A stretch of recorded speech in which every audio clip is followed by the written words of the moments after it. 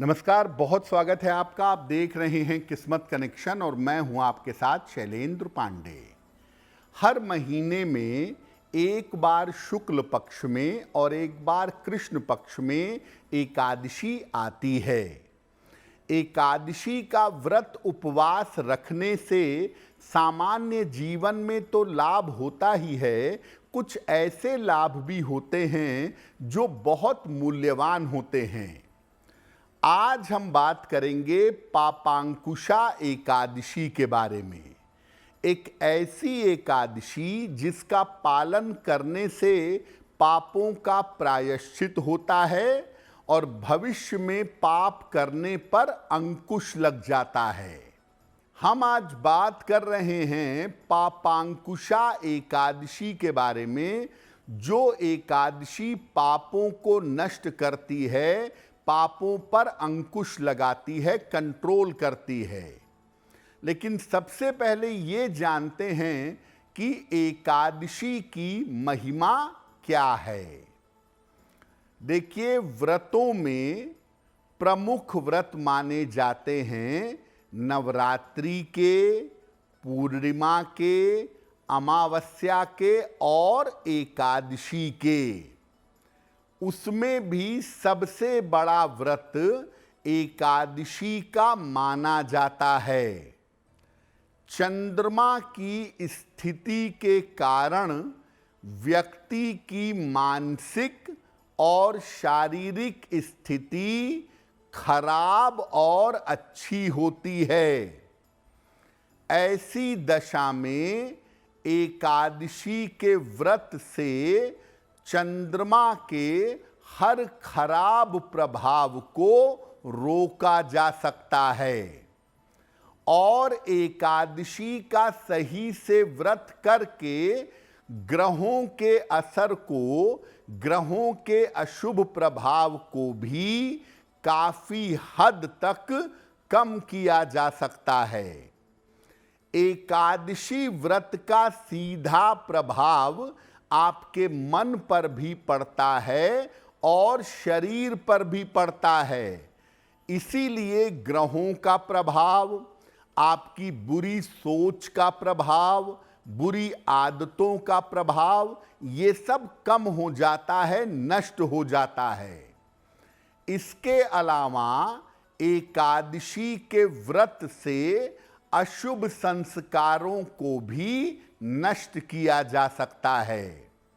जाने अनजाने प्रारब्ध की वजह से, अपने समाज, सोसाइटी और सर्किल की वजह से अगर कोई अशुभ संस्कार आपके अंदर आ गए हैं तो एकादशी का व्रत रख कर उस अशुभ संस्कार को नष्ट कर सकते हैं।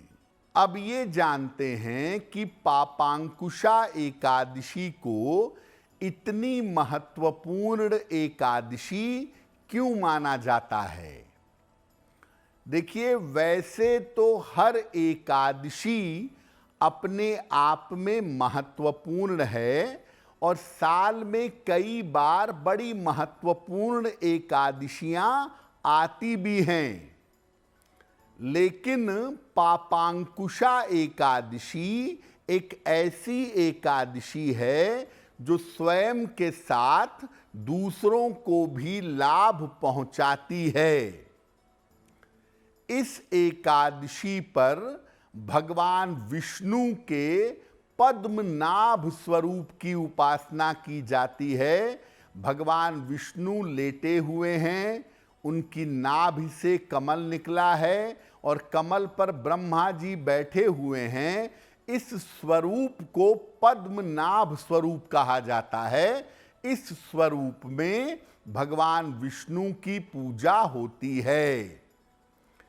पापांकुशा एकादशी के व्रत से मन शुद्ध होता है, व्यक्ति के पापों का प्रायश्चित होता है, भविष्य में पाप न करने पे कंट्रोल लग जाता है कि पाप नहीं होगा, और माता पिता और मित्र, इनकी पीढ़ियों को भी मुक्ति मिलती है।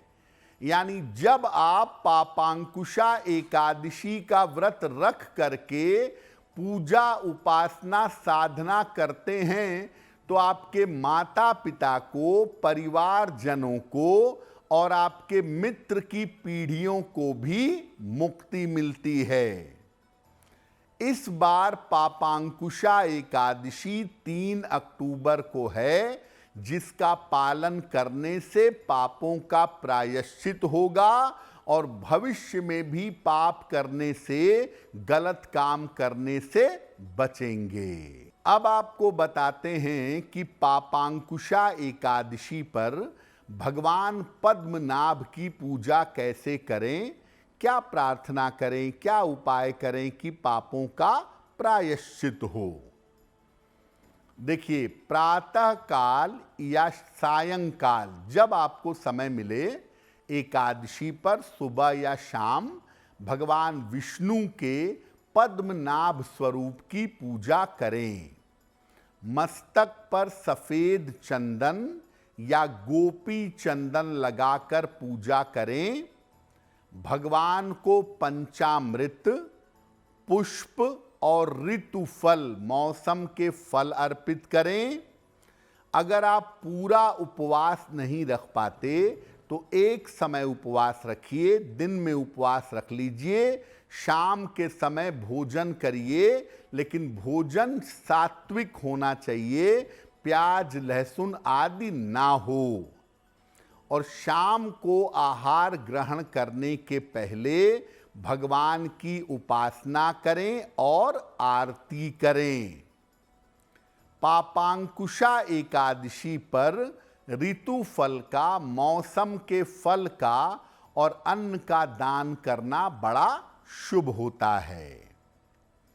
2 स्तुतियां ऐसी हैं जिनका अगर पापांकुशा एकादशी पर पाठ किया जाए और भगवान से प्रार्थना की जाए कि पापों का प्रायश्चित हो तो जीवन बेहतर हो सकता है। एक है भगवत गीता का 11वां अध्याय।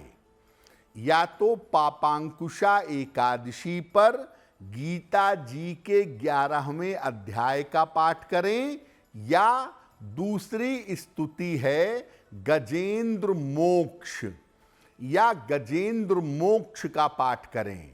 और पाठ करने के बाद भगवान से प्रार्थना करें कि आपके पापों का प्रायश्चित हो और भविष्य में पाप या अशुभ कर्म ना हो। अगर आप मुझसे जुड़ करके अपनी समस्याओं का समाधान चाहते हैं और चाहते हैं कि आपकी समस्याओं को ज्योतिष के माध्यम से सुलझाया जाए, तो आप हमसे संपर्क कर सकते हैं, जुड़ सकते हैं एस्ट्रो तक पर।